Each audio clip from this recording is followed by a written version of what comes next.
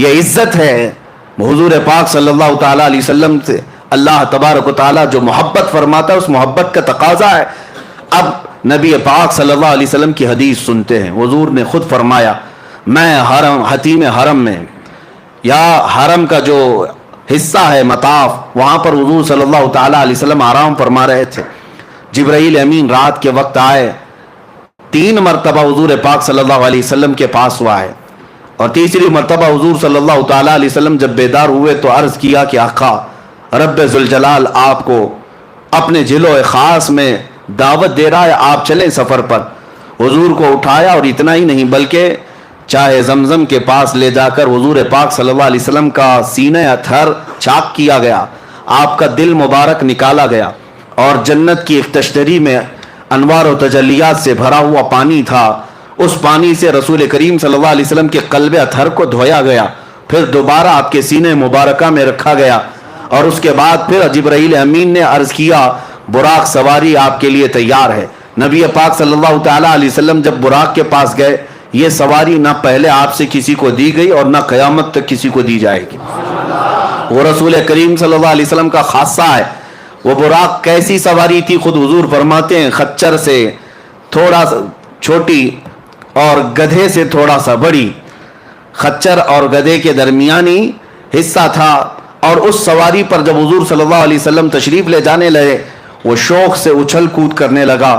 جبرائیل امین علیہ الصلوۃ والتسلیم نے ارشاد فرمایا، براق تجھے معلوم نہیں سید الانبیاء تجھ پر سواری کر رہے ہیں۔ براق نے یہی کہا کہ اسی شوق میں اور اسی مست و شادمانی میں رقص کنا ہوں، اور نبی پاک صلی اللہ علیہ وسلم اس پر جب سوار ہوئے تو اس براق کی تیز رفتاری کا عالم یہ تھا، جہاں تک نظر پڑتی ہے اس کا پہلا قدم ہوا کرتا۔ اب وہ سواری سے میرے آقا صلی اللہ تعالیٰ علیہ وسلم نکلے، اور آپ کے سفر کی جو پہلی منزل تھی وہ بیت المقدس، تقریباً مکہ مکرمہ سے بیت المقدس کا سفر 1400 کلومیٹر کے فاصلے پر ہوتا ہے، 1400 یا 1500 اس وقت کے میل کا حساب جو بتایا گیا ہے۔ عزیزان گرامی، جب رسول کریم صلی اللہ تعالیٰ علیہ وسلم وہاں پر تشریف لے گئے، میں ایک ایک چیز پر آپ توجہ دیں۔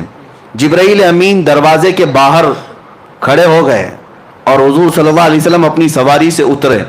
حضور فرماتے ہیں بیت المقدس کا دروازہ کھلا ہوا تھا، باب محمد اس کو کہا گیا، باب محمد کھلا ہوا تھا۔ رات کے وقت، کتنی رات گزری یہ پتہ نہیں، لیکن رات کے وقت مسجد کا دروازہ کھلا ہوا تھا، باہر پتھر لگے ہوئے تھے۔ جبرائیل امین نے ایک پتھر میں اپنی انگلی سے سوراخ کیا اور براق سواری کے رسی کو وہاں پر باندھ دیا، جیسے گھوڑے کو باندھا جاتا ہے، وہاں آپ نے ایک سوراخ کیا، اور اس سوراخ میں براق کے گلے سے جو رسی تھی اس رسی کو لگا دیا۔ اب رسول کریم صلی اللہ تعالیٰ علیہ وسلم بیت المقدس میں اندر تشریف لائے تو دیکھا آدم علیہ السلام سے لے کر عیسیٰ علیہ السلام تک جتنے نبی تھے سب بستہ وہاں پر کھڑے تھے، سب کے سب وہاں پر کھڑے ہوئے تھے۔ اعلیٰ حضرت امام اہل سنت فاضل بریلوی فرماتے ہیں نماز اقصا میں تھا یہی سر، آیا ہو معنی اول و آخر، کہ صف بستہ پیچھے ہیں حاضر جو سلطنت آگے کر گئے تھے۔ سارے بادشاہ اپنے زمانے کے وہ انبیاء کرام علیہ السلام تھے، لیکن آج وہ مقتدی بن کر کھڑے ہوئے تھے۔ سب سے آگے میرے آقا صلی اللہ تعالیٰ علیہ وسلم مصلی امامت پر گئے، اور ان تمام نبیوں کی میرے آقا نے امامت فرمائی۔ وہ کون سی نماز تھی؟ معراج کی شب حضور صلی اللہ علیہ وسلم نے جو انبیاء کو پڑھائی، یہ نماز امتیوں کی نمازوں کی طرح نہیں ہے، وہ نبیوں کے لیے خاص نماز تھی۔ اس جماعت کا امام بھی خاص تھا اور مقتدی بھی خاص تھے۔ اس نماز کے بعد ایسا ہی نہیں ہے کہ نماز ہو گئی، بلکہ اولو العزم جتنے انبیاء کرام مرسلین اعظام تھے، ان سب نے حضور صلی اللہ تعالیٰ علیہ وسلم کی تعریف میں قصیدے سنائے۔ حضرت ابراہیم علیہ السلام نے میرے آقا صلی اللہ علیہ وسلم کی تعریف سنائی، حضرت موسیٰ علیہ السلام نے تعریف سنائی، حضرت اسماعیل علیہ السلام نے تعریف سنائی۔ یعنی یہ بھی آپ دیکھیں، محفل مصطفیٰ جب لگی ہوتی ہے، پہلے جو ہم نعتیں پڑھتے ہیں یا سنتے ہیں، یہ انبیاء کی سنتیں ہیں، انبیاء کرام کی سنتیں ہیں۔ حضور صلی اللہ تعالیٰ علیہ وسلم کے قصیدے سنائے، پھر نبی پاک صلی اللہ تعالیٰ علیہ وسلم بیت المقدس سے نکلتے ہیں۔ یہ سفر، میں پورے معراج کے سفر کو 3 مرحلوں میں بتاتا ہوں۔ تین مرحلے، تین سٹیپ. پہلا مرحلہ مسجد حرم سے بیت المقدس تک، اور دوسرا مرحلہ یہاں سے شروع ہوتا ہے اب آسمانوں کا. یہاں سے نبی پاک صلی اللہ تعالی علیہ وسلم آسمانوں کی طرف نکلے. اب آسمانوں کا سفر، پہلے آسمان پر گئے، دروازہ ہے آسمان میں، جبرائیل امین نے دروازے کھولنے کا حکم دیا. دربان نے پوچھا کون ہے؟ کہا محمد عربی صلی اللہ تعالی علیہ وسلم آئے ہوئے ہیں. دروازہ کھول دیا گیا. پہلے آسمان پر جب گئے وہاں حضرت آدم علیہ السلام سے میرے آقا کی ملاقات ہوئی. وہاں پر ملاقات کے بعد دوسرے آسمان پر حضور صلی اللہ علیہ وسلم تشریف لے گئے. یہ ایسا نہ سمجھے کہ ایک گیٹ سے دوسرے گیٹ جا رہے ہیں. ایک آسمان سے دوسرے آسمان کا سفر رسول کریم صلی اللہ علیہ وسلم کی احادیث کی روشنی میں 500 سال کی مسافت کا ہے. 500 سال کی مسافت کا. اور وہ میرے آقا صلی اللہ تعالی علیہ وسلم دم زدن میں طے کرتے چلے گئے. یہ کیسے ہوا اور کیسے ممکن ہو سکتا ہے، اس پر ہم بعد میں بحث کرتے ہیں. دوسرے آسمان پر جب نبی پاک صلی اللہ علیہ وسلم تشریف لے گئے وہاں پر بھی دروازہ کھولا گیا. دوسرے آسمان پر عیسیٰ علیہ السلام اور یحییٰ علیہ السلام سے ملاقات ہوئی. تیسرے آسمان پر گئے رسول کریم صلی اللہ تعالی علیہ وسلم، وہاں حضرت یوسف علیہ السلام سے ملاقات ہوئی. چوتھے آسمان پر گئے نبی پاک صلی اللہ تعالی علیہ وسلم کی وہاں پر ملاقات حضرت ادریس علیہ السلام سے ہوئی، حضرت ہارون علیہ السلام سے. پانچویں آسمان پر حضرت ادریس علیہ السلام سے ملاقات ہوئی. چھٹے آسمان پر اولو العزم پیغمبروں میں سے سیدنا کلیم اللہ موسیٰ علیہ السلام سے ملاقات ہوئی. ان کے بعد پھر ساتویں آسمان پر پہنچے. ہر آسمان کی شکل الگ، ہر آسمان کی حیت الگ، ہر آسمان کے دروازے الگ، ہر آسمان میں فرشتے بھی الگ. ساتویں آسمان پر جب گئے نبی پاک صلی اللہ علیہ وسلم نے دیکھا ابو الانبیاء حضرت ابراہیم علیہ السلام وہاں پر تھے. ان سے ملاقات ہوئی. نبی پاک صلی اللہ تعالی علیہ وسلم نے سب سے ملاقاتیں کی، سب سے بات چیت بھی فرمائی. اور اس کے بعد سدرۃ المنتہا پہنچے. سدرۃ المنتہا کیا ہے؟ ایک بیری کا درخت، ایک ایسا درخت جس کی لمبائی چوڑائی کو تم تصور میں بھی نہیں لا سکتے، تصور میں بھی نہیں لا سکتے. یہ پوری دنیا اس کے ایک پتے کے برابر بھی نہیں. پوری دنیا اس درخت کے پتے کے برابر نہیں. سدرۃ المنتہا وہ ایک جھاڑی ہے جس کے ارد گرد اللہ کے تمام فرشتے ہیں. سدرۃ المنتہا یہ جبرائیل امین علیہ الصلوۃ والتسلیم کا آخری مقام ہے. وہاں پہنچنے کے بعد اب جتنے فرشتے اللہ تعالیٰ کے ہیں سب ہجوم در ہجوم آنے لگے. اور یہ حدیث پاک میں ہے سارے فرشتے آ کر اللہ رب العزت کی بارگاہ میں عرض کرنے لگے، اے مولا آج تیرا محبوب تیرے قرب کے اور تیرے وصال کی لذتیں پانے کے لیے سفر معراج پر آیا ہے. اس سے بہتر موقع ہمیں نہیں ملے گا. ایک بار تیرے حبیب کے دیدار کا موقع عطا کیا جائے. اللہ رب العزت کی طرف سے ملائے اعلیٰ تمام فرشتوں کو اجازت دی گئی. حضور صلی اللہ تعالی علیہ وسلم ارشاد فرماتے ہیں میں سدرۃ المنتہا کے پاس تھا، فرشتے ہجوم در ہجوم آتے اور زیارت کرتے، درود پڑھتے اور نکلتے چلے جاتے. وہ کیسا سما تھا، وہ کیسا نور کا وہ ماحول تھا کہ اس لمحے، یہ کتنے لمحے گزرا، کتنا زمانہ گزرا، ہم میں سے کوئی ادراک نہیں کر سکتا، تصور نہیں کر سکتا. سدرۃ المنتہا کے سفر کے بعد یہ دوسرا مرحلہ ختم ہوا. یہ سیکنڈ اسٹیپ، 3 اسٹیپ میں بتا رہا ہوں. تیسرا مرحلہ سدرۃ المنتہا کے بعد براق کو بھی چھوڑ دیا گیا. جبرائیل امین بھی وہاں رک گئے اور حضور صلی اللہ علیہ وسلم نے ان سے کہا کہ چلو جبرائیل آگے. تو جبرائیل کہنے لگے لو دنوت انملتن، اگر میں ایک رائی کے دانے کے برابر بھی آگے بڑھ جاؤں تو اللہ کی تجلی سے میرے پر جل جائیں گے. اس سے زیادہ کی لمٹ نہیں ہے، اس سے آگے نہیں جا سکتا. آپ تشریف لے جائیں، آپ کا رب آپ کا حامی و ناصر ہے. نبی پاک صلی اللہ علیہ وسلم اس کے آگے کا جو سفر فرماتے ہیں. پھر بھی ابھی ایک سواری لائی گئی جس کو رف رف کہا گیا. رف رف یہ براق سے بھی کئی ہزار درجے تیز رفتار، براق سے کئی ہزار درجے تیز رفتار. اس میں جب نبی پاک صلی اللہ تعالی علیہ وسلم سوار ہوئے تو جہاں تک جبرائیل کی نظریں جاتی تھی وہاں تک رف رف گیا. پھر حضور صلی اللہ تعالی علیہ وسلم کو رف رف سے بھی اترنے کا حکم ہوا. رف رف سے جب آپ صلی اللہ علیہ وسلم اتر آئے تو اس سواری کو بھی چھوڑ دیا گیا. اب حکم ہوا کہ اب محبوب اکیلے جائیں، اس سے آگے اب کسی کا سفر نہیں ہے، اب آپ اکیلے جائیں. اب جس جگہ میرے آقا صلی اللہ علیہ وسلم گئے اس کو کہتے ہیں لا مقام. اس کو کیا کہتے ہیں؟ لا مکان. لا مکان کا مطلب ہوتا ہے مکان ہے ہی نہیں, جگہ ہے ہی نہیں. کیا بولو گے اس کو؟ اس کا نام کیا ہے؟ اس کا نام کیا؟ اچھا, اور دوسری بات, وہ کہاں ہے, کیسا ہے, کدھر ہے, یہ بھی نہیں پتا. ہم یہاں ہیں تو ہمارے جہتیں ہیں, 6 جہت مشہور ہے. جہت کس کو کہتے ہیں؟ ڈائریکشنز کو. ایک سامنے, ایک پیچھے, ایک دائیں, ایک بائیں, ایک اوپر, ایک نیچے, اس کو جہت کہتے ہیں. سامنے ہونا, پیچھے ہونا, دائیں ہونا, بائیں ہونا, اوپر ہونا, نیچے ہونا, یہ جہت ہے, یہ سمت ہے. نبی پاک صلی اللہ تعالی علیہ وسلم جہاں تشریف لے گئے وہاں کوئی جہت ہی نہیں, کوئی جہت نہیں. وہاں سامنے بھی نہیں کہہ سکتے, پیچھے بھی نہیں کہہ سکتے, دائیں بھی نہیں, بائیں بھی نہیں, اوپر بھی نہیں, نیچے بھی نہیں. یہ صرف مکان میں ہوتا ہے, لا مکان میں نہیں ہوتا. لا مکان میں جہتیں نہیں ہوتی. اسی کو اعلیٰ حضرت فرماتے ہیں, خیرت سے کہہ دو کہ سر جھکا لے. خیرت کہتے ہیں عقل کو, عقل کے گھوڑے دوڑانے والوں, خیرت سے کہہ دو کہ سر جھکا لے. یہاں جہت کو پڑے ہیں لالے, یعنی جہت جو ہے سمت, ان کو خود ہی نہیں معلوم. اعلیٰ حضرت فرماتے ہیں یہاں جہت کو پڑے ہیں لالے, کسے بتائیں کدھر گئے تھے. نبی پاک صلی اللہ تعالی علیہ وسلم کدھر گئے تھے, کون بتائے؟ ادھر گئے تھے کہ ادھر گئے تھے, ادھر گئے تھے کہ ادھر گئے تھے. اعلیٰ حضرت فرماتے ہیں ادھر ادھر بھی مکان میں ہے, لا مکان میں ہے ہی نہیں. لا مکان میں ادھر ادھر بھی نہیں, یہاں وہاں بھی نہیں, بلکہ وہ لا مکان ہے.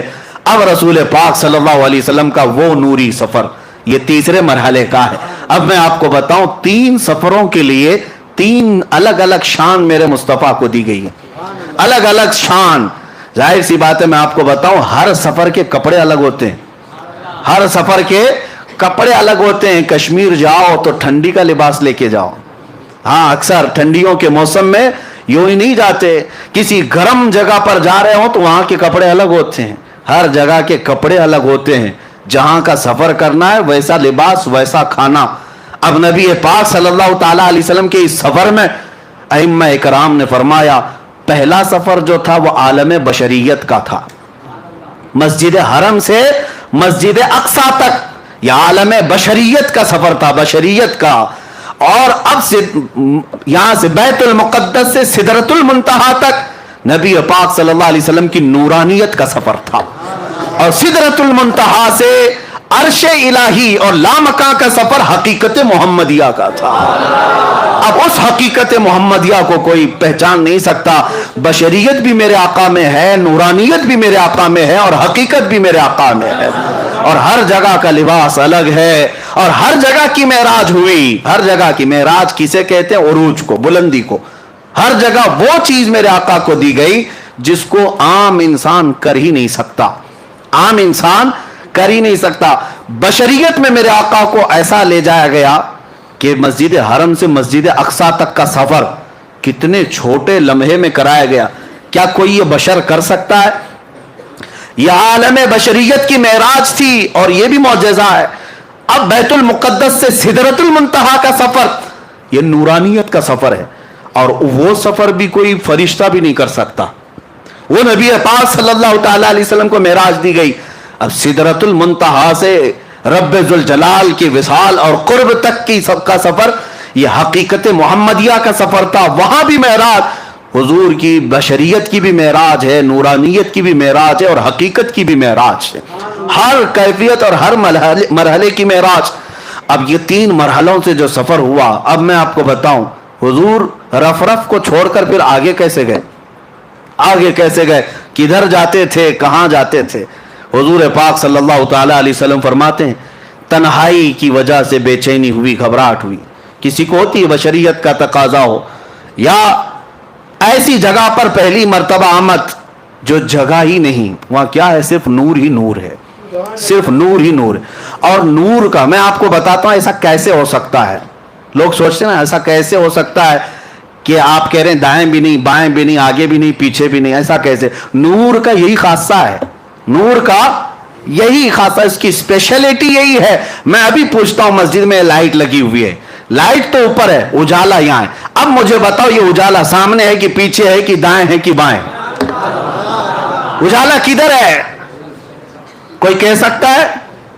آپ کہیں گے نیچے بھی ہے, اوپر بھی ہے, دائیں بھی ہے, بائیں بھی. نہیں, میں کہتا ہوں ایک جگہ بتاؤ, एक जगह बताओ ये उजाला कहां है, तुम्हारे सामने है कि पीछे है कि दाएं है कि बाएं है, आपको मजबूरन कहना पड़ेगा ये उजाले की कोई सिमत ही नहीं होती, ये उजाले की कोई जिहत ही नहीं होती, इसका डायरेक्शन नहीं, ये फैला हुआ है। नबी पाक सल्लल्लाहु अलैहि वसल्लम जिस लामकाम में गए थे वो नूरुन अला नूर है, वहां कोई सिमत नहीं थी। अब नबी पाक सल्लल्लाहु ताला अलैहि वसल्लम जब आगे बढ़ने लगे फिर रुक गए, आगे बढ़ने लगे फिर रुक गए। सुनो अब ऐ महबूब अब रुक जाएं, आपका रब खुद करीब आ रहा है। ये अब मोहब्बत के तकाज़े, अजमत के तकाज़े, मैं आपको बुलाया हूं बिला तशबीह व बिला तमसील, जहनों को करीब करने के लिए कह रहा हूं। आपसे मैं मोहब्बत करता हूं, बुलाया मैं अपनी जगह पर, अपने घर पर कासिद भी भेजा, सवारी भी भेजा, आप आए मेरे घर, मुझे पता चला मैं जिस मेहमान को और जिस महबूब को बुलाया आया हूं। अब और आला मोहब्बत का तकाजा यह है मैं अपने घर के सोफे में बैठकर इंतजार ना करूं, दरवाजे से निकल करके तुम्हारा इस्तेकबाल करूं, निकलकर मैं तुम्हारा इस्तेकबाल करूं। यह आला दर्जे की अजमत हुआ करती है, बिला तशबीह बिला तमसील। मेरे मुस्तफा रब्बे जुल जलाल के कुर्ब में जा रहे थे, बुलाया गया कासिद भेजकर, बुलाया गया सवारी पर बिठाकर, लेकिन जब उस जगह पर पहुंचे जिस जगह का नाम ही नहीं है, तब रब तबारक व तआला ने इरशाद फरमाया किफ या मोहम्मद इन्ना रब्बका युसल्ली, ऐ महबूब रुक जाएं, आपका रब खुद करीब आ रहा है। अब कितना करीब आया, कितना करीब आया। अब सूरह नज्म की आयतें सुनो, रब तआला फरमाता है थुम्मा दना फतदल्ला फकाना क़ाब क़ौसैन औ अदना, फिर वो करीब हुआ और करीब हुआ, फिर वो करीब हुआ और करीब हुआ, इतना कि दो कमानों के बीच का जो हिस्सा होता है उससे भी ज्यादा करीब हुआ। अब ये जो इस्तिआरा इसको कहते हैं अरबी में, तशबीह दी गई कमान से। कमान क्यों, ये बहुत ही नफीस बात है इसके अंदर, कमान से भी ज्यादा करीब हुआ। आप कभी सुने आप अपनी जुबान में कि कमान से भी ज्यादा करीब है? क़ाब क़ौसैन, ये कुरान पाक सूरह नज्म में कौसैन कहते हैं, तीर कमान तो देखा होगा ना। हाँ, कमान जो है वो इस तरह से गोल, हाफ स्क्वायर, हाफ दायरा, हाफ सर्कल, ये जो कमान है इससे तशबीह क्यों दी गई? एक दो कमानों से भी कम का फासला रह गया। असल में लोग ये समझते होंगे ये जो तीर कमान है ये नहीं है, अरबों की एक कहावत है ये, क्योंकि कुरान अरबी में नाजिल हुआ अरबों को चैलेंज करते हुए। उनके यहाँ जो मुहावरे चलते थे वो क्या है पता है? अरब कबीलों में, अरब खानदानों में एक दस्तूर था, दो खानदान वाले जब सुलह करते, जब दो खानदान वाले कोई मुआहदा करते, एग्रीमेंट करते कि आज से हम और आप सगे भाई की तरह हैं, मोहब्बत में हम एक दूसरे से बहुत करीब हैं, तो क्या करते थे पता है? एक खानदान का लीडर दूसरे खानदान का लीडर दोनों मैदान में आते और दोनों के हाथ में कमान होते थे। तवज्जो से सुने, दोनों के हाथों में कमान होते और तीर भी होते। दोनों मोहब्बत का एग्रीमेंट कर रहे हैं, दोनों, दो खानदानों में जब सुलह होती और मोहब्बत का मुआहदा होता तो ये करते, दोनों कमान लेकर के मैदान में आते। अब क्या करते? इस कबीले वाला अपना कमान उसको देता, उसका कमान खुद लेता, बदल होते, अदल बदल, ये उस कबीले की कमान लेता और वो उस कबीले की कमान लेता। अब क्या करते? सुनिए अरबों की मोहब्बत के किस्से। दोनों कबीले वाले तीर चलाते, अपने अपने कमानों से तीर चलाते, और जब तीर जाकर गिरता तो दोनों खानदानों वाले नारा क्या लगाते पता है? कि तुम्हारा चलाया हुआ तीर हमारा है, हमारा चलाया हुआ तीर तुम्हारा है। ये मोहब्बत के लिए ये तरीका होता था, कौसैन इसको कहते, दो कमानों को, कि जब बहुत ज्यादा करीब हो जाएं तो मेरा तीर तुम चलाओ, तुम्हारा तीर मैं चलाऊं, लेकिन बात ये होगी सब में कि मेरा चलाया हुआ तुम्हारा समझा जाएगा, तुम्हारा चलाया हुआ मेरा समझा जाएगा। या अरबों में करीब होने को मिसाल दी जाती, बिला तशबीह व बिला तमसील। रब्बे जुल जलाल ने करीब बुला करके यो इरशाद फरमाया, वो अरबों में कौसैन बदल करके करीब होने की बात करते हैं, मेरा महबूब तो उससे भी ज्यादा करीब हुआ। और इसी को आला हजरत अपने कसीदे में फरमाते हैं, मैं तो मालिक ही कहूंगा कि हो मालिक के हबीब। میں تو مالک ہی کہوں گا کہ ہو مالک کے حبیب، یعنی محبوب و محب میں نہیں میرا تیرا، محبوب و محب میں نہیں میرا تیرا، جو کام خدا کا ہے وہ کام میرے رسول کا ہے۔ اور قرآن میں بھی ہے جو رسول نے فرمایا، اللہ فرماتا ہے یہ میرا کام ہے۔ تو یہ قرب کے لیے کہا گیا، اتنا قریب میرے آقا تشریف لے گئے۔ اب میں آپ کو بتاتا ہوں اس کے بعد کیا ہوا۔ اس کے بعد کیا ہوا، وہاں پر رب ذوالجلال کو محبوب رب نے، حضور پاک صلی اللہ تعالی علیہ وسلم نے اپنے ظاہری آنکھوں سے دیکھا، صرف تجلی کو نہیں پوری ذات الہی کو دیکھا۔ اب یہاں پر جو اعتراض ہے قرآن پاک میں لا تدرکہ الابصار، اس کو کوئی آنکھ دیکھ نہیں سکتی، اس کو کوئی آنکھ دیکھ نہیں سکتی۔ یہ آیت پڑھ کر کے بعض لوگ یہ کہتے ہیں یہ ہو ہی نہیں سکتا، حضور کیسے دیکھ سکتے ہیں؟ لیکن میں ان سے کہتا ہوں اس آیت میں اللہ نے یہ نہیں فرمایا کہ میں عطا کروں تو بھی نہیں دیکھ سکتا، یہ تو نہیں فرمایا۔ کوئی آنکھ نہیں دیکھ سکتی یقین ہے، لیکن وہ خود کسی کو طاقت دے دے تو ممکن ہے، ممکن ہے مولا کریم۔ اب میں آپ کو اسی بحث کی طرف لے جاؤں گا، پہلے اس معراج کے واقعے کو کمپلیٹ کرتے ہیں کیونکہ یہ ہمارا دستور ہے، پورا آپ سن لیں۔ قریب اتنا ہوئے، اب اس کے بعد کتنی دیر رہے، کیا باتیں ہوئی، یہ محبوب و محب کے راز ہیں۔ فَأَوْحَا إِلَىٰ عَبْدِهِ مَا أَوْحَا، قرآن میں یہ ہے کہ اللہ نے اپنے حبیب پر وحی کی جو وحی کی، خود رب تعالیٰ نہیں بتایا۔ قرآن میں ہر چیز بتائی گئی ہے، لیکن وہاں اپنے حبیب کو کیا باتیں کی، اللہ فرماتا ہے فَأَوْحَا إِلَىٰ عَبْدِهِ مَا أَوْحَا، اپنے بندے خاص سے جو باتیں کرنی تھی کر لیا، رب ہو گئی باتیں۔ اب اس کے بعد رسول پاک صلی اللہ علیہ وسلم ارشاد فرماتے اللہ عز و جل نے اپنے دست قدرت کو میرے سینے پر رکھا، جس کی ٹھنڈک میں نے اپنے دل میں محسوس کی، اور اس کے بعد میں نے زمین و آسمان کی ہر چھپی ہوئی چیز کو دیکھ لیا، ہر شے میرے سامنے عیاں ہو گئی۔ پھر اعلیٰ حضرت اسی کو فرماتے ہیں یا رسول اللہ، سر عرش پر ہے تیری گزر، در فرش پر ہے تیری نظر، ملکوت و ملک میں نہیں کوئی شے وہ جو تجھ پہ عیاں نہیں، اور کوئی غیب کیا تم سے نہاں ہو بھلا، جب نہ خدا ہی چھپا۔ سب سے اعلیٰ دنیا میں کوئی چیز آپ کو لگتی ہو تو آپ اپنے اپنے حساب سے عقل سے سوچتے ہوں گے آسمان سب سے بلند ہے فلاں اس سے، لیکن پوری کائنات کو بنانے والا رب العالمین ہے۔ اس رب العالمین کو جب رسول پاک نے اپنی آنکھوں سے دیکھ لیا، خدا دیکھ لیا، تو پھر خدائی کیا رہ گئی؟ خدا کو دیکھ لیا تو پھر خدائی کوئی چیز باقی نہ رہی، سب دیکھ لیا میرے آقا صلی اللہ علیہ وسلم نے۔ اب رب العالمین کے جلوے خاص سے جب آنا تھا تب واپس ہوئے، اور کتنے سال تھے، کب آئے، یہ نوری سفر ہے، اس میں کوئی بتا نہیں سکتا۔ واپس جب میرے آقا صلی اللہ تعالی علیہ وسلم تشریف لائے تو آپ کو پتا ہے چھٹے آسمان پر حضرت موسیٰ علیہ السلام سے ملاقات ہوئی۔ اب یہاں پر بھی دیکھیں مہمان کے تقاضے کیا کیا ہوتے ہیں۔ پھر میں آتا ہوں ہماری زندگیوں کے معاملہ، پھر میں یہی کہوں گا بلا تشبیہ و بلا تمثیل، آپ سے محبت کرتا ہوں، بلانا چاہتا ہوں، قاصد بھیجا، سواری بھیجا، آپ آئے، گھر سے نکل کر کے میں آیا، استقبال کیا، آپ آ بھی گئے، بیٹھ بھی گئے، محبت کی باتیں بھی ہوئی، جانے لگے۔ محبت کا ایک اور عظیم اخلاقی اعتبار سے عظمت کی ایک نشانی یہ بھی ہے کہ جب محبوب جا رہا ہو تو خالی ہاتھ نہ جائے، مہمان جا رہا ہو تو خالی ہاتھ نہ جائے۔ محبوب آئے ہو عرش تک، محبوب آئے ہو معراج میں، جا رہے ہو تو تحفہ لے کر جاؤ۔ تحفہ، اب تحفہ کیا دینا چاہیے؟ میں تو یہی محسوس کروں گا بلا تشبیہ و بلا تمثیل، میں آپ کے مزاج کو دیکھ کر تحفہ دیتا ہوں۔ آپ آئے ہیں، آپ عطر پسند کرتے ہیں، عطر لے کے جائیے۔ آپ کو کپڑے پسند ہیں، کپڑے لے کر کے جائیے۔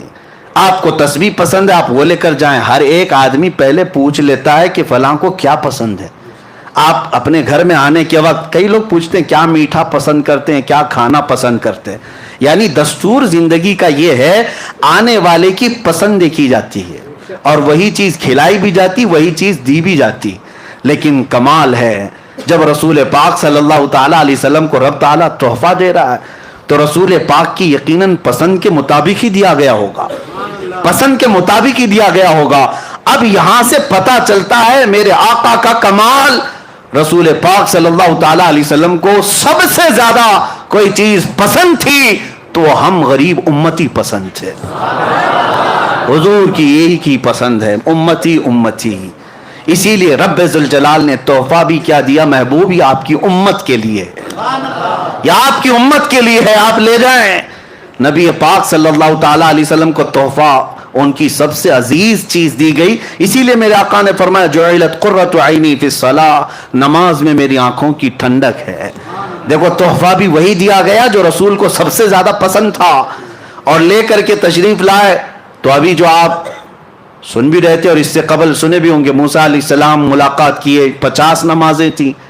کہا کہ آپ کی امت اتنی نہیں پڑے گی، کم کرا کر لائیں. حضور صلی اللہ تعالی علیہ وسلم واپس تشریف لے گئے، 5 کم کرائے. یہ بار بار آتے تھے، بار بار جاتے تھے، 5 کم ہوتی تھی. 9 بار حضور گئے، 9 بار حضور پاک گئے اور 9ویں بار جب واپس تشریف لائے 5 بچی رہ گئی. حضرت موسیٰ علیہ السلام اس وقت بھی کہہ رہے تھے کہ اور کم کرا لی تھی. حضور صلی اللہ تعالی علیہ وسلم نے ارشاد فرمایا اب مجھے حیا آتی ہے میرے رب کے پاس اور کم کرانے کے. لیکن اللہ رب العزت نے اپنے محبوب سے فرمایا جاؤ محبوب آپ اپنی امت کو یہ 5 دے دیں، لیکن اللہ ثواب 50 کا ہی عطا کرے.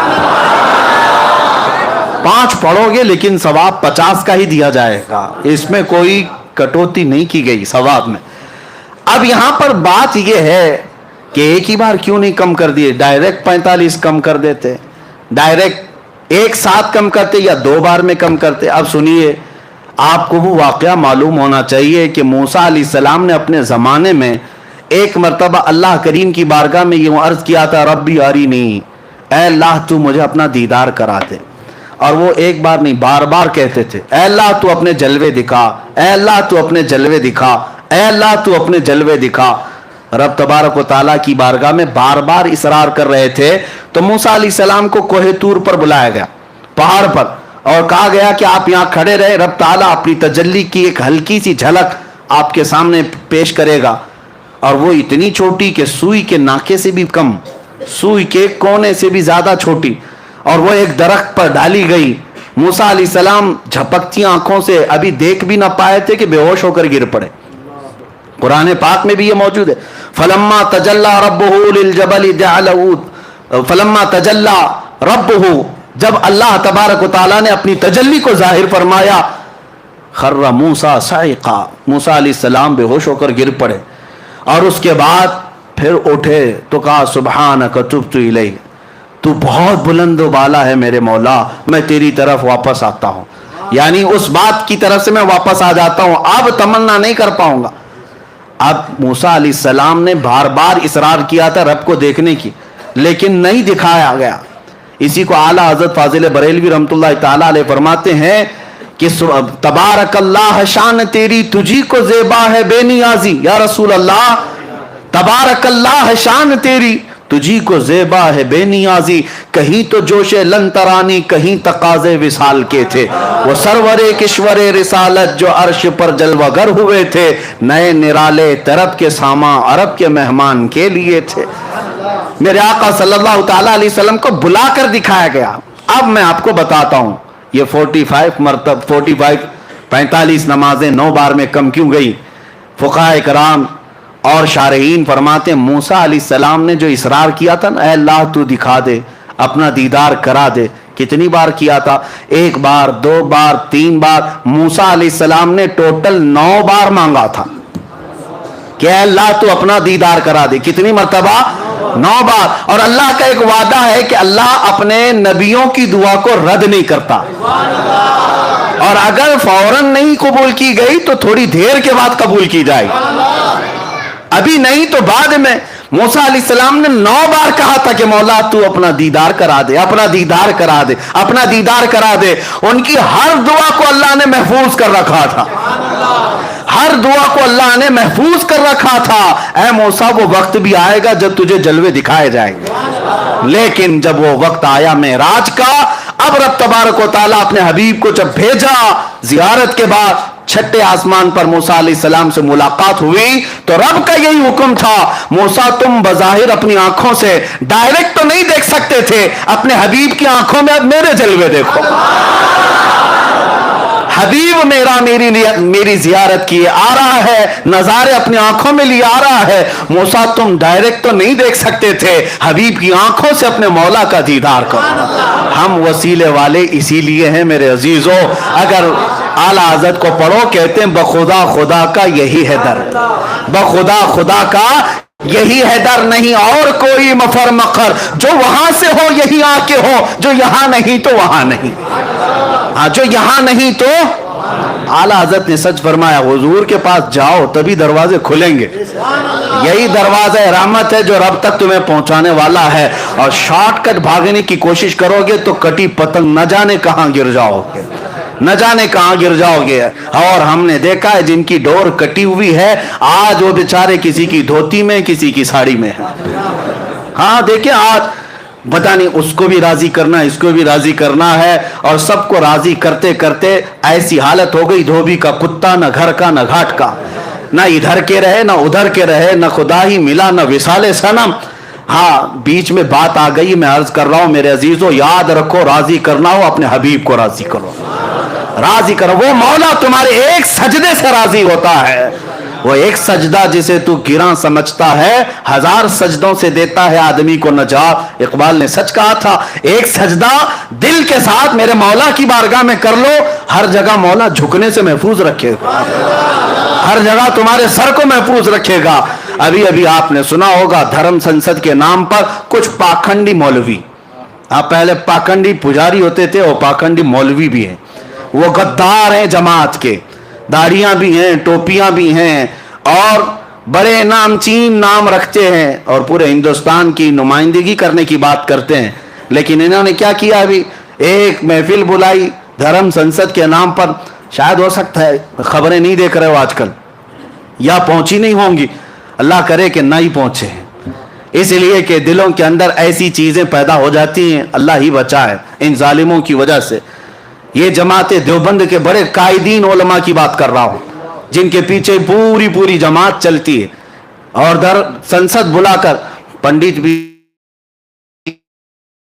हैं, सिख भी हैं, जैन भी हैं, बुलाया तो बुलाया, हमें इससे क्या है, जिसको बुलाना है सबको बुलाओ। लेकिन बैठे बैठे मौलवी साहब कहने लगे अल्लाह भी एक ही है, ओम भी एक ही है, जो अल्लाह कहेगा वो भी ठीक है, ओम कहेगा वो भी ठीक है, सब एक ही है। यही मैं कहता हूं कि कुछ को राजी करने के लिए उन्होंने किया तो स्टेज पर कि ये भी राजी हो जाएं, हुकूमत पर बैठे हुए कुत्ते थोड़े से हमें भी टुकड़े डाल दें, इसीलिए तो किया। लेकिन हुआ क्या, वहीं से छोड़ करके सारे चले गए और कहा मौलवी साहब तुम्हारे किस्से हम नहीं सुनेंगे। अल्लाह की पनाह, तुम इनको राजी करने के लिए कहां से कहां गिर पड़े, कहां से कहां गिर पड़े, ना इधर के रहे ना उधर के रहे।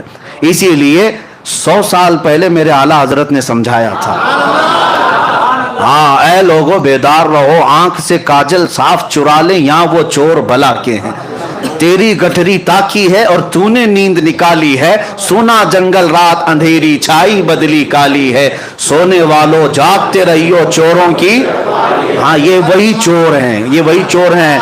आंख से काजल साफ चुरा ले, क्या मतलब है, काजल कोई चुराता है, काजल कोई चुराता है? पुलिस स्टेशन में जाकर पूछो क्या आपके पास अब तक कोई ऐसा केस रजिस्टर्ड हुआ कि कोई चोर जो है किसी का काजल चुरा के गया हो? शायद कोई थानेदार कहेगा कि नहीं ऐसा तो कोई केस नहीं आया, लेकिन यहां आता है केस।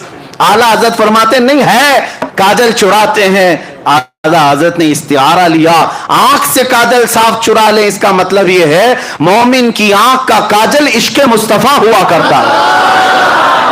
ये सुरमे की बोतल काजल की डिबिया नहीं मुराद है, हर मोमिन की आंख का काजल, आंख का सुरमा मेरे मुस्तफा का इश्क है और वो तुम्हारी आंखों में लगा हुआ है।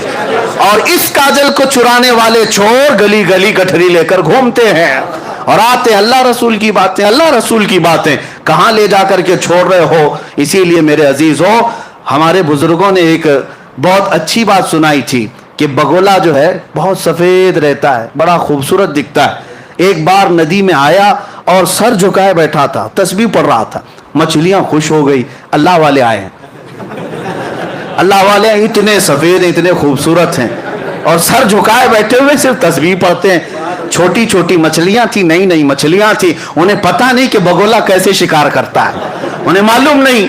बड़ी मछली जो थी, बड़ी मछली को जब पता चला बगुला आया है, अंधा बगुला जिसको कहते हैं, सफेद वाला, वो आया है, छोटी मछलियां दौड़ी दौड़ी जा रही, चलो जियारत के लिए हजरत आए।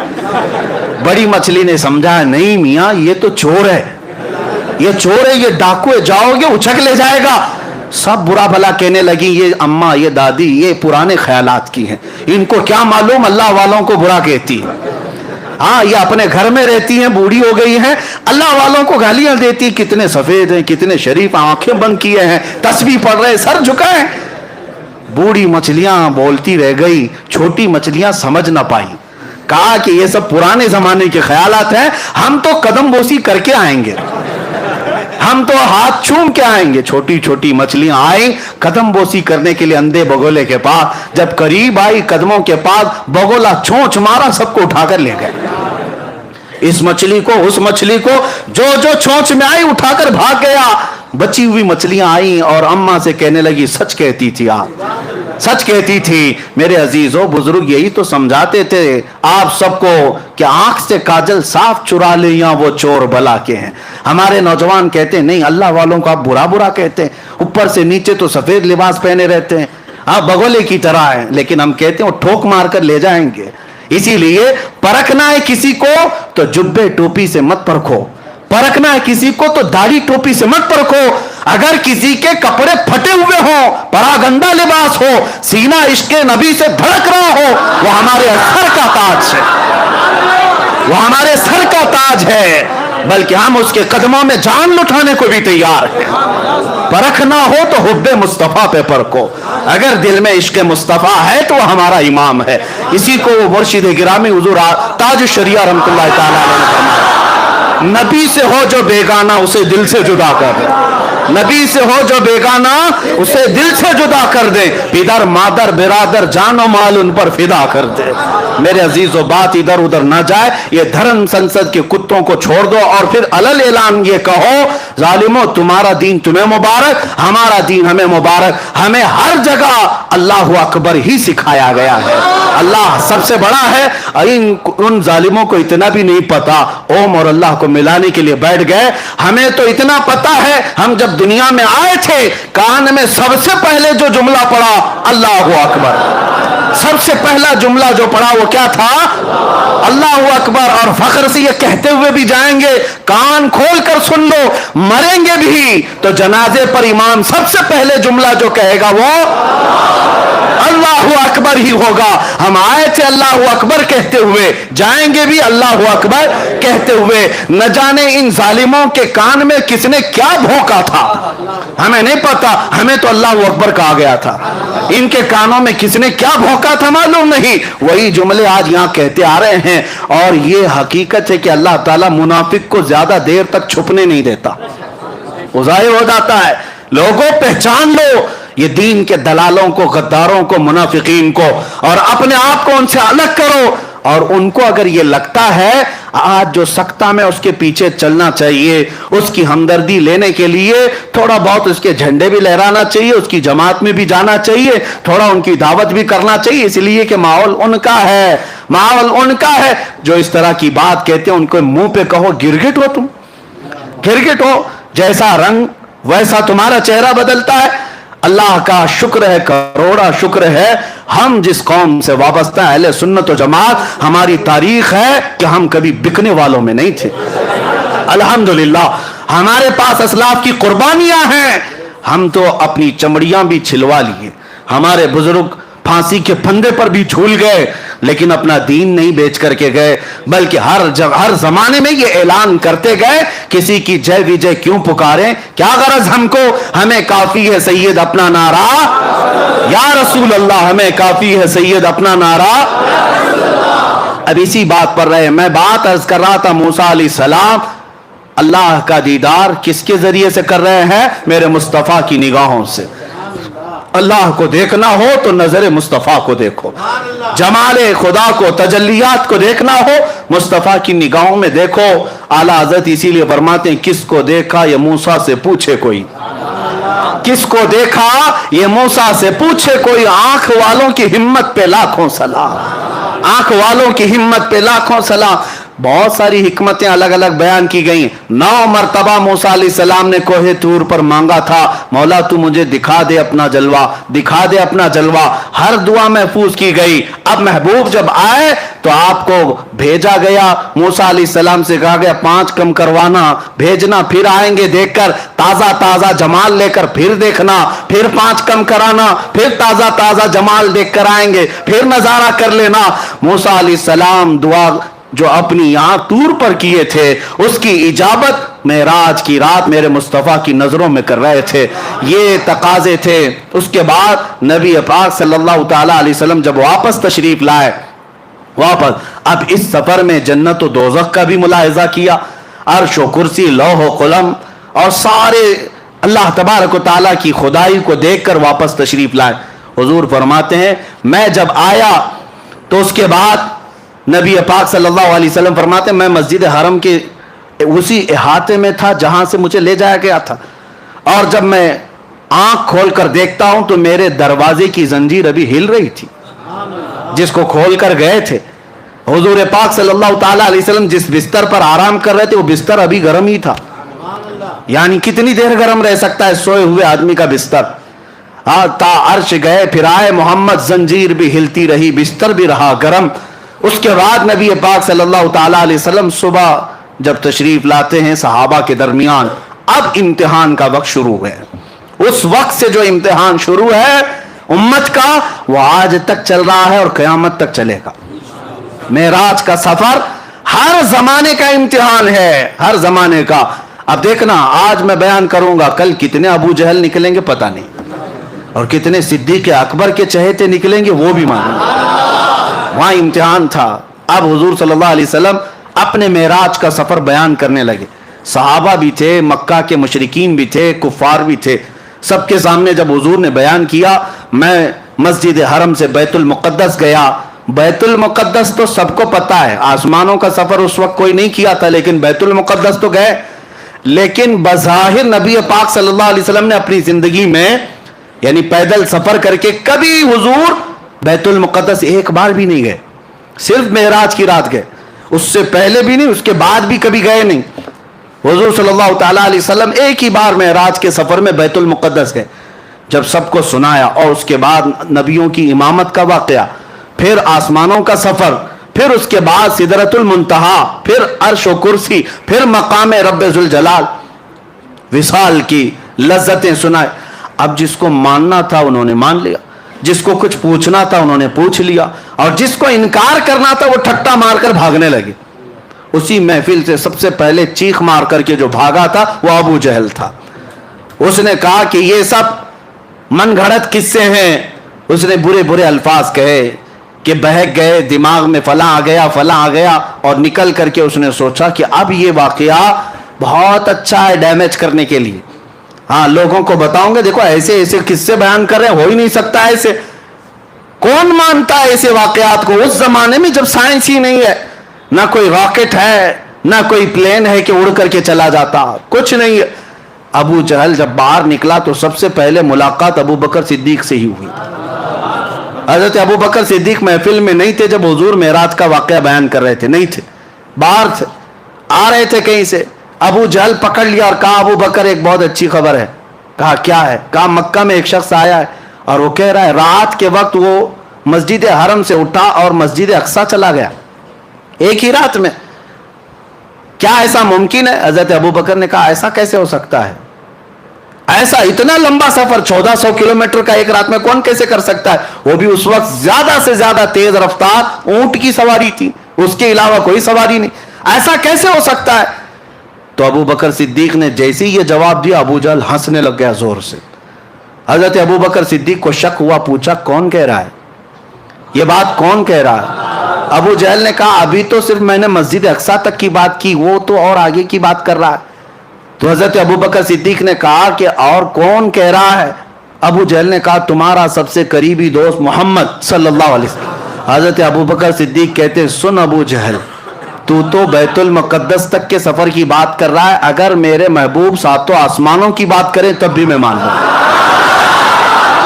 ابھی اس نے کہا نہیں تھا کہ ساتوں آسمانوں کے سفر کی بھی بات ہے. خود سے صدیق اکبر نے کہا اگر میرے آقا ساتوں آسمانوں کی بھی بات کریں تب بھی میں حقیقت کو تسلیم کروں گا, اس لیے کہ میرا محبوب وہ ہے جس کو ساری دنیا امین و صادق کہتی ہے.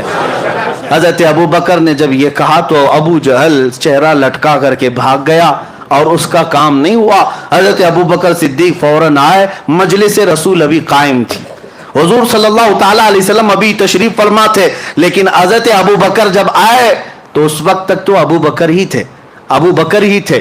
جبرائیل امین حضرت ابو بکر سے پہلے آئے مجلس میں اور کہا اے اللہ کے رسول, آپ کا یار غار, آپ کا قریبی دوست ابو بکر آ رہا ہے اور اللہ فرماتا ہے آج سے آپ کے ابو بکر کا لقب صدیق ہے.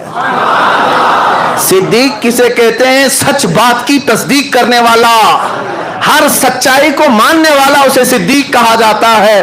یہ لقب کسی کے باپ نے نہیں, خود اللہ رب العزت نے عطا کیا.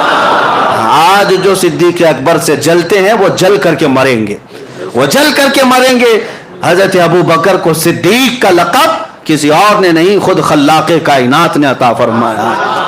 رسول کریم صلی اللہ تعالی علیہ وسلم کے وہ عظیم ساتھی صحابی جنہوں نے اس وقت حضور صلی اللہ تعالی علیہ وسلم کی ہر چیز کو مان لیا جب لوگ انکار کر رہے تھے.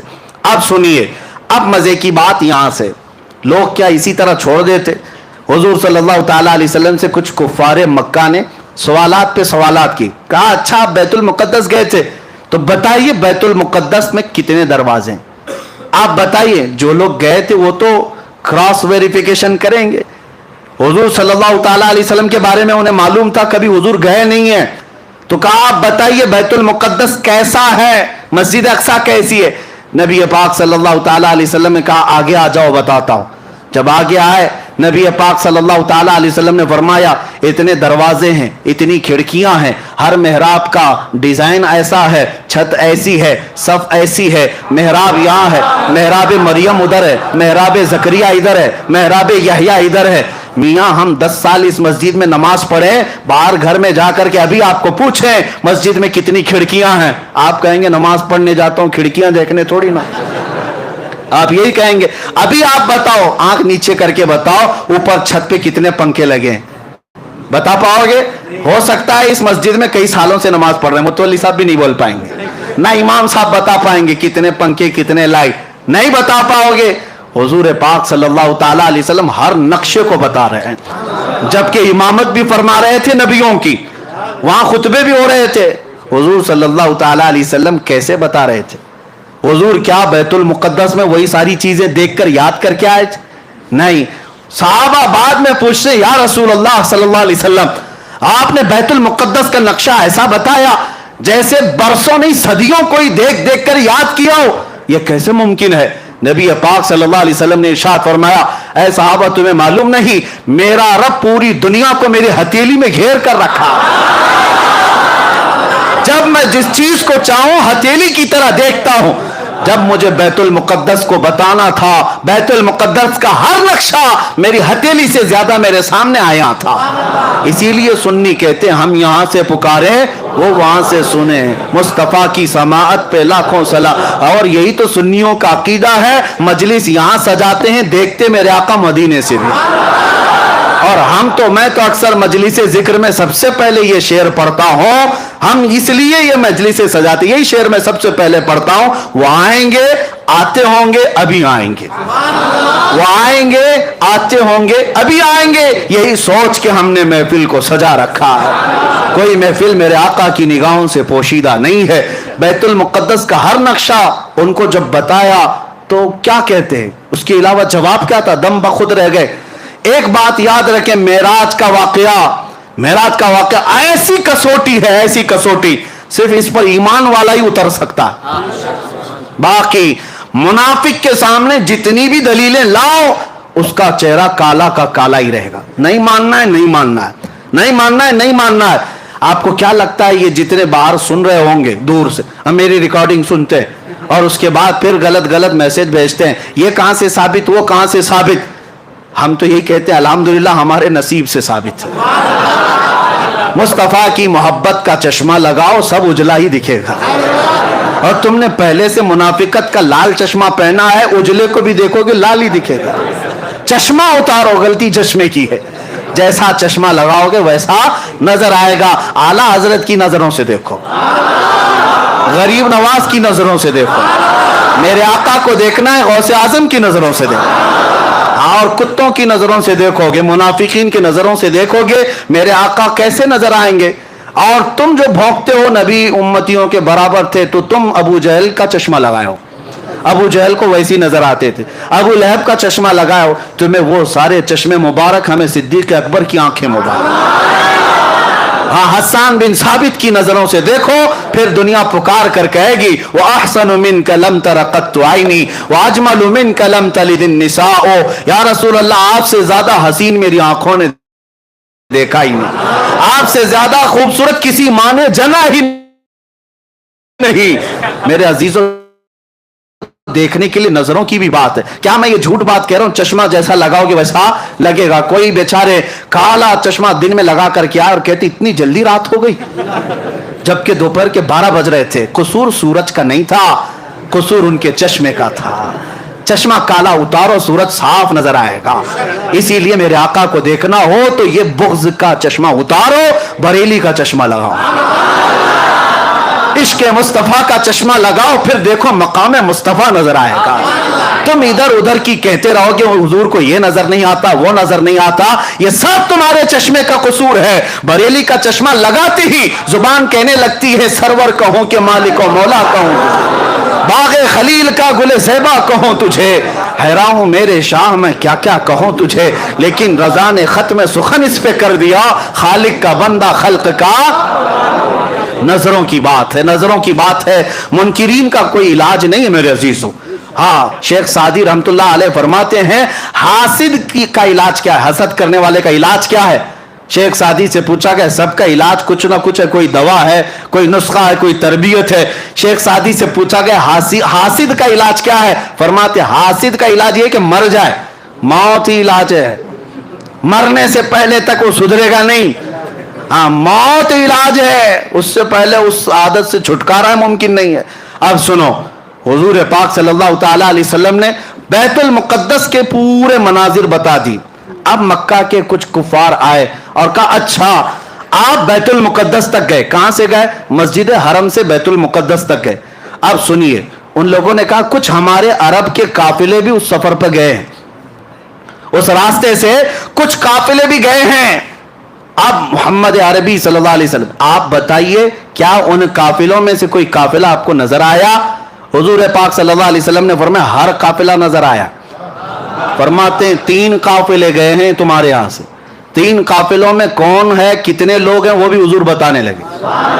فرماتے ہیں میں جب مقام روحہ میں تھا تب پہلا قافلہ تمہارا ملا، پہلا قافلہ. اور حضور بتاتے ہیں اس کے ساتھ کیا کیا ہوا. تمہارا وہ قافلہ چل رہا تھا، ادھر ہی جا رہا تھا فلسطین کی طرف، لیکن ان کا ایک اونٹ گم ہو گیا تھا. ان کا ایک اونٹ گم ہو گیا اور وہ قافلہ رک گیا تھا. اور مجھے پانی کے لیے پیاس لگی، میں اترا براق کی سواری سے اور اس اونٹ کے کجاوے میں دیکھا پانی پڑا ہوا تھا اور میں وہ پانی اٹھا کر پی لیا. ان ظالموں کو جو کہتے ہیں حضور کو خواب میں معراج ہوئی تھی، پوچھو حضور خواب میں پانی پیے تھے؟ ہاں، حضور صلی اللہ علیہ وسلم فرما رہے ہیں اس قافلے کا پانی، جو اونٹ گم ہوا تھا اس کے پالان میں پانی رکھا تھا، میں نے پانی پیا. اتنے میں ڈھونڈتے ڈھونڈتے اس قافلے کا ایک آدمی آ گیا اونٹ کے پاس، تو میں نے زور سے سلام بھی کیا اس آدمی کو. اس آدمی نے کہا یہ تو محمد کی آواز ہے. اس نے جواب دیا اور کہا یہ محمد کی آواز ہے. حضور فرماتے یقین نہ ہو تو جب قافلہ آ جائے اس سے پوچھ لینا. ایک قافلہ، فرماتے ہیں دوسرا قافلہ مقام ذی فجا، یہاں پر میں نے دیکھا. دوسرا جو تجارت کا تمہارا قافلہ گیا ہے اس کے ساتھ کیا ہوا وہ بھی میں بتاتا ہوں. حضور صلی اللہ علیہ وسلم فرماتے ہیں دوسرا قافلہ جب میری براق کی سواری اس کے پاس سے گزر رہی تھی، ایک اونٹ ایسا ہے جس کے اوپر 2 بھائی بیٹھے ہوئے تھے، 2 قریبی دوست بھی تھے، بھائی بھی تھے، اور وہ دونوں ایک ہی اونٹ پر بیٹھے ہوئے تھے. میری براق کی سواری اس اونٹ کے پاس سے گزری تو اونٹ بھدک گیا. اونٹ جو ہے بجلی کی تیزی کی طرح دیکھ کر بھدک گیا، جس کی وجہ سے وہ دونوں اونٹ کے نیچے گر پڑے. ایک کا پیر ٹوٹ گیا، ایک کا ہاتھ ٹوٹ گیا ہے. हुजूर ने फरमाया और उन्होंने मरहम पट्टी की हुई है, यकीन ना हो तो काफिला जब आ जाए तब पूछ लेना। ये भी बताया। उसके बाद हुजूर सल्लल्लाहु ताला अलैहि वसल्लम ने फरमाया तीसरा काफिला मक्का में तलवीन में था। मक्का के कुफार ने कहा उसका भी कुछ बताइए, वो क्या था? हुजूर सल्लल्लाहु अलैहि वसल्लम फरमाते हैं उस काफिले में सबसे आगे एक लाल धारी वाला ऊंट चल रहा है और सबसे आगे उसके पीछे काली धारी वाला ऊंट, और पूरे सफर में यही दो ऊंट सारे ऊंटों की लीडिंग कर रहे थे, क़यादत कर रहे थे। और यकीन ना हो तो पूछ लेना, इन दो ऊंटों के अलावा क़यादत में उनके पास कोई ऊंट नहीं था। ये सबसे अच्छे ऊंट थे, इस पर सवारी करते हुए जा रहे थे। मक्का के कुफार इतनी रोशन बातें सुन रहे हैं, ये कोई कहानी तो नहीं हो सकती। और जाहिर सी बात है क्रॉस वेरिफिकेशन करने के लिए वहां मौजूद है, अभी वक्त है। नबी पाक सल्लल्लाहु ताला अलैहि वसल्लम ने फरमा दिया तो क्या ये इसी तरह की बातें थी? हाँ, सेटिंग वाली बातें तो नहीं है किसी बाबा की कि पहले से सारी सेटिंग कर ले। मेरे अजीजों, नबी पाक सल्लल्लाहु ताला अलैहि वसल्लम ने बयान फरमा दिया और उसके बाद उन लोगों ने ये भी पूछा अच्छा जब इतनी अलामतें आपने बता दी हैं तो अभी ये भी बता दी ये काफिले वापस कब आएंगे, ये काफिले वापस कब आएंगे? अल्लाह अकबर, मैं कभी कभार सोचता हूं वो कुफ्फारे मक्का का अकीदा ये था कि हुजूर ये भी जानते हैं कि कब लौटेंगे, कहां हैं ये भी जानते थे, इसीलिए तो बार बार हुजूर से पूछते थे, हुजूर से पूछते थे। और उनका अकीदा था कि हुजूर गैब जानते हैं। अब हुजूर ने वो भी बताया अच्छा तुम ये पूछ रहे हो, सुनो, पहला काफिला सूरज निकलते ही आ जाएगा। कल सूरज के निकलते साथ पहला काफिला मक्का में पहुंचेगा। दूसरा काफिला ऐन निस्फुन नहार दोपहर के वक्त आ जाएगा। तीसरा काफिला सूरज के डूबते साथ ही आ जाएगा। जैसे सूरज डूबेगा काफिला आ जाएगा। मक्का के कुफार कहने लगे इतनी बड़ी बड़ी बातें क्या क्या मोहम्मद सल्लल्लाहु अलैहि वसल्लम ने की। पूरे जितने थे सारे गुरु घंटाल मक्का की चोटियों में जाकर बैठ गए, पहाड़ों पर जाकर बैठ गए कि अब तो देखना ही है कि काफिले आते भी हैं या नहीं आते। अल्लाहु अकबर, हदीस में मौजूद है सबके सब जाकर रात भर बैठे रहे, उनको देखना था, रात भर बैठे रहे। सूरज निकलने को करीब था, सबकी गर्दनें ऊंची, एक तरफ सूरज के निकलने को देख रहे, दूसरी तरफ कहां से आने वाला है, कौन सा काफिला है। सहाबा भी गए हुए थे, सहाबा भी गए हुए थे, क्योंकि जहां हिजू करने वाले होते हैं वहां तारीफ करने वाले भी पहुंचते हैं। मेरे आका के उशाक किसी मैदान में पीछे नहीं रहते, जहां तुम भौंकोगे और हम अपने नबी के परचम लहराएंगे। हुजूर पाक सल्लल्लाहु ताला अलैहि वसल्लम के उशाक पहुंचे हुए थे, सहाबा थे। अब सूरज निकलने लगा, सूरज की पहली रोशनी पड़ी तो सब तो सूरज की तरफ देख रहे थे। किसी काफिर ने जोर से पुकार कर कहा वो देखो सूरज तुलू हो गया।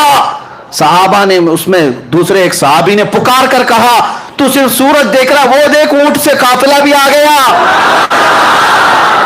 उसका जुमला भी अभी कंप्लीट नहीं था कि पहला काफिला मक्का में आ रहा था। सबने देखा और उसके बाद अब क्या चाहिए था, अब क्या चाहिए था। काफिला जैसी आया कुछ तो बगले खुजाते हुए ये तो जादू है, कहा ये तो जादू है, इतना बड़ा कैसे हो सकता है, ये जादू है। उसके बाद जब वो आया काफिला तो सबसे पहले उनको पकड़ करके लोगों ने पूछा क्या तुम्हारा फला आदमी है, एक ऊंट गुम हुआ था। उन लोगों ने कहा तुमको कैसे पता ऊंट गुम हुआ था, हम तो इतने लंबे सफर से आ रहे हैं। तो उन लोगों ने कहा ऊंट गुम हुआ था। उन्होंने कहा हाँ ऊंट गुम हुआ था। कहा कौन लाया है? फला बंदा। उसको हाजिर किया गया, उससे पूछा गया क्या तू ऊंट को, गुमशुदा ऊंट को तू पाया था? कहा हाँ मैं पाया था। उस वक्त कुछ बात आई थी? उसने कहा गुजरते हुए मुझे मोहम्मद की आवाज आई थी। अल्लाहु अकबर, कुफार कहने लगी ये तो जादू है, ये तो जादू है, और क्या क्या चाहिए, और क्या क्या चाहिए। ऐनक जब तक ना उतरेगी कुछ नजर नहीं आता, कुछ नजर नहीं आता। उसके बाद दोपहर तक इंतजार करते रहे। दूसरा भी देखते हैं मेरे अजीजों, मानने वाले को सिद्दीक ही काफी है। जिसको मानना था बगैर कुछ अलामत के, बगैर दलील के कहा या रसूल अल्लाह सदक़त या रसूल अल्लाह, आपने जो कहा है अल्लाह के हबीब सच कहा है, सच कहा है। मानने वाले को सब हुजूर का चेहरा ही काफी है, हुजूर की जुबान ही काफी है। लेकिन देखने वालों को अभी पेट भरता नहीं, और दलील चाहिए, और दलील चाहिए। दोपहर तक बैठे रहे। दोपहर होने के बाद कहा देखते हैं काफिला आता है कि ऐन दोपहर हुई, दूसरा काफिला भी इंटर हुआ। اور جیسے ہی وہ قافلہ آیا گردنیں اونچی کر کر کے دیکھ رہے تھے، قافلے میں آنے والا ایک ہاتھ میں پٹی باندھا، دوسرا پیر میں پٹی باندھا، کہا محمد کا جادو ہے، نعوذ باللہ من ذالک۔ وہ بھی علامت نظر آ گئی، لیکن کچھ کو ماننا تھا مانے، اور کچھ جو ہے شام تک بیٹھیں گے تیسرا بھی دکھتا ہے کہ نہیں، تیسرا قافلہ بھی آتا ہے کہ نہیں۔ اب میں آپ کو میرے مصطفیٰ کا معجزہ بتاؤں، حضور کی شان بھی بتاؤں۔ تیسرا قافلہ جس کے بارے میں میرے آقا نے بشارت دی تھی مکہ میں کہ تیسرا قافلہ جس کی قیادت ایک سرخ دھاری دار اونٹ اور ایک کالے دھاری دار اونٹ کر رہے ہیں، دونوں سب سے آگے چل رہے ہیں، واپس آئیں گے بھی تو وہی دو اونٹ سب سے آگے ہوں گے۔ اب یہ تیسرے قافلے کی اتنی واضح دلیل، اونٹ کبھی آگے ہو سکتا ہے کبھی پیچھے ہو سکتا ہے، حضور نے ایگزیکٹ کیسے بتایا ہے، اتنی پکی خبر۔ اسی لیے میں کہتا ہوں اوروں کی خبریں اور ہے، نبی الانبیاء کی خبر اور ہے۔ میرے عزیزو ایک بات کان کھول کر کے سن لینا، آسمان زمین پہ آ سکتا ہے، زمین آسمان پہ جا سکتی ہے، میرے مصطفیٰ کا قول جھوٹا نہیں ہو سکتا، رائی کے دانے کے برابر بھی غلط نہیں ہو سکتا، حضور نے جو فرمایا وہ حق ہے۔ تیسرے قافلے کے لیے شام ہو گئی، سورج ڈوبنے کو آ گیا، لیکن ہوا یہ کہ یہ تیسرے قافلے کا حال یہ تھا کہ ابھی مکہ سے کافی دور تھا اور راستہ بھٹک گیا، مکہ نہیں پہنچ سکتا تھا۔ یعنی یوں سمجھ لو کہ سورج ڈوبنے میں 5 منٹ رہ گئے اور قافلے کو پہنچنے میں ابھی 25-30 کلومیٹر باقی ہے۔ آج کے زمانے میں 25-30 کلومیٹر 5 منٹ میں نہیں طے کر سکتے، اونٹ کیسے طے کرتے؟ اتنا ہی باقی رہ گیا اور اونٹ وہ قافلہ راستہ بھٹک گیا۔ حضور پاک صلی اللہ تعالی علیہ وسلم مکہ میں ہیں لیکن مطمئن ہیں، پرسکون ہیں، اس لیے کہ قافلے کے بارے میں حضور نے بشارت دے دی۔ اس کے بعد صحابہ کرام کی زبانی سنو، ادھر سورج ڈوبنے کو ہے اور قافلہ نہیں آیا، اب کیا ہوگا؟ حضور پاک صلی اللہ علیہ وسلم نے بشارت دی، حضور نے فرمایا رب کا حکم ہے سورج کو کہ اس وقت تک نہیں ڈوبے گا جب تک قافلہ نہیں آئے۔ سب سے آخری کنارے پر سورج جا کر رکا ہے، ڈوبنا ہے سورج کو، مولا کا حکم ہے سورج اس وقت تک ڈوب نہیں سکتا جب تک میرے حبیب کا قول سچا نہیں ہوتا۔ وہ رب ذوالجلال ہے، اسی کو اعلیٰ حضرت فرماتے ہیں دو عالم کی رضا چاہتے ہیں، خدا کی رضا چاہتے ہیں دو عالم، خدا چاہتا ہے رضا محمد۔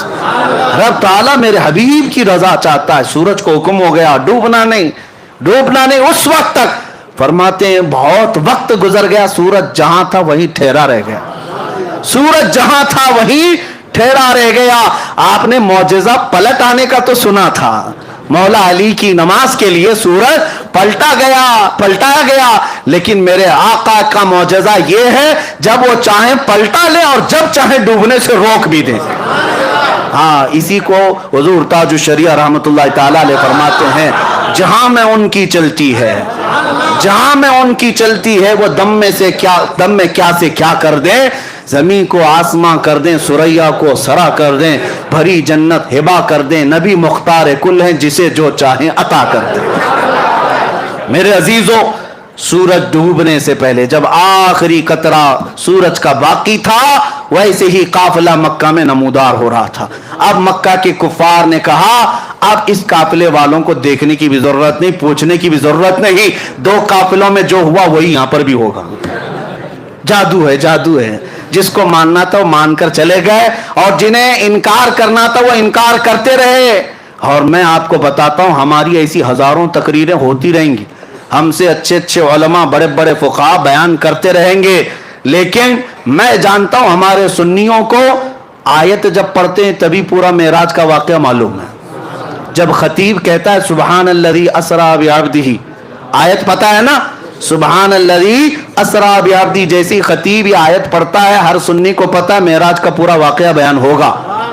لیکن ہماری ہزاروں تقریریں ہو جائیں، کچھ لوگوں کو نہیں سمجھنا ہے، نہیں سمجھیں گے، چاہے ان کو آیتیں پڑھو چاہے حدیثیں پڑھو، ان کو نہیں ماننا ہے۔ کیوں؟ کالا چشمہ جو لگا ہوا ہے، اللہ کرے کہ وہ چشمہ اتر جائے اور عشق مصطفیٰ کا چشمہ لگائے۔ ہاں میرے عزیزو، یہ چشمے کی بات نہیں کر رہا ہوں، وہ چشمہ ہی کچھ اور ہے۔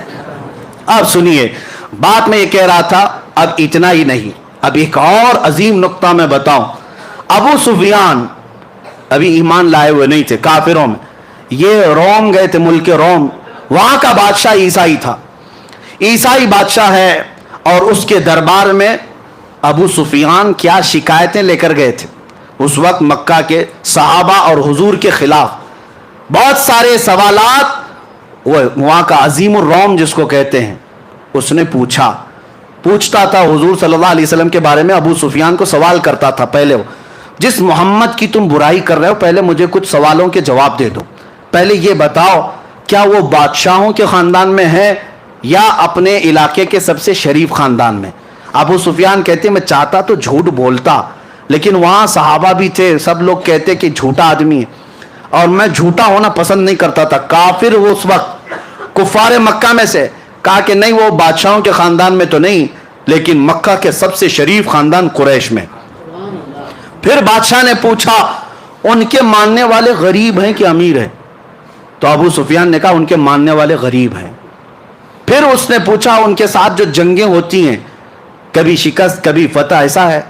تو سفیان نے کہا ہاں، کبھی شکست کبھی جیت۔ تقریباً 16-17 سوالات اس عظیم الروم بادشاہ نے، جو عیسائی تھا، اس نے کیا، اور اس کے بعد ابو سفیان سے وہ بادشاہ کہتا ہے جتنے میں نے سوالات کیے یہ سب پرانی کتابوں میں آخری نبی کی علامتیں بیان کی گئی، اور جو میں نے سوال کیا سب تو نے جواب دیا، یقیناً وہ آخری نبی ہے۔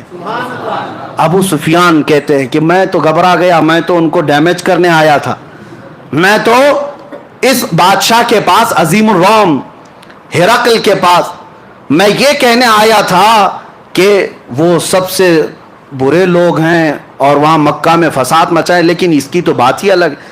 اب ابو سفیان کہتے ہیں کہ میرے پاس ایک اور آخری حربہ تھا، ایک آخری ہتھیار تھا کہ ان لوگوں کو میں کہوں اچھا سنو، جتنی علامتیں تم نے سنی وہ الگ بات ہے، ایک ایسا میں قصہ سناتا ہوں جس کے بعد تم ہنس پڑو گے۔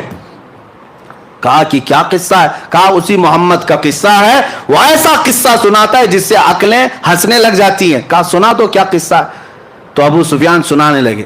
وہ کہتے ہیں محمد ایک رات وہ حرم میں سوئے ہوئے تھے اور کوئی فرشتہ آیا اور انہیں اٹھا کر لے گیا، اور وہاں سے وہ بیت المقدس گئے براق کی سواری لے کر، اور وہاں پر جا کر انہوں نے سواری کو باندھ دیا اور بیت المقدس میں جا کر امامت کی، پھر آسمان وہ سب سنانے لگے اور پھر اسی وقت دربار میں بیٹھا ہوا 90 سال کا ایک عیسائی پادری، جس کے لیے بادشاہ بھی جھک جاتا تھا، 90 سال کا پادری تھا، وہ وہاں محفل میں بیٹھا ہوا تھا۔ صاحب تو دیکھنے آئے تھے کہ عرب والے کیا نئی خبر لے کر آئے۔ جیسے ہی محفل میں ابو سفیان یہ واقعہ اس لیے سنا رہے تھے کہ ان کو لگ جائے کہ جھوٹا قصہ، کتنا بڑا گڑا ہوا قصہ ہے، وہ پادری کھڑا ہو گیا۔